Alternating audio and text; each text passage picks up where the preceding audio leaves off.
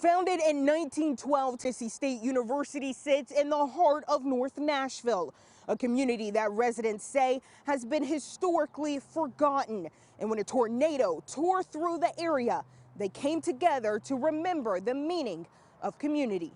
Oh, say, can you see? For over 50 years, the New Direction Choir has been part of the rich history found at Tennessee State University. In February, their voices rang at a Nashville Predators game.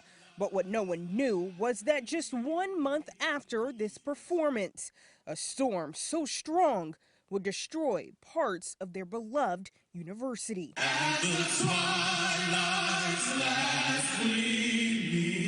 I get the call around 2 o'clock or so, someone from the farm calling me that we had this tornado. Just heard knocks on the door saying, everybody come outside, everybody come to the hallway. This is not a drill, this is not a drill. While the clouds and rain from that day are no longer seen, what the tornado left behind was clear.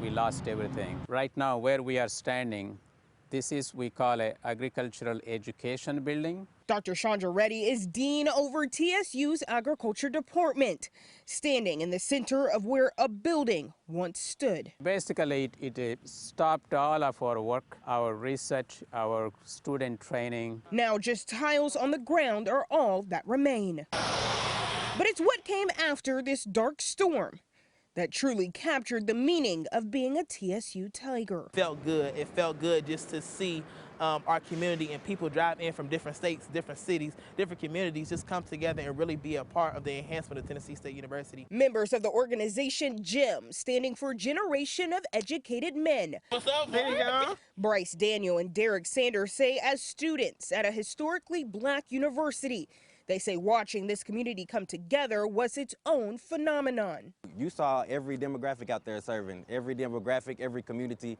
It was like almost like a big family saying, hey, where can we help?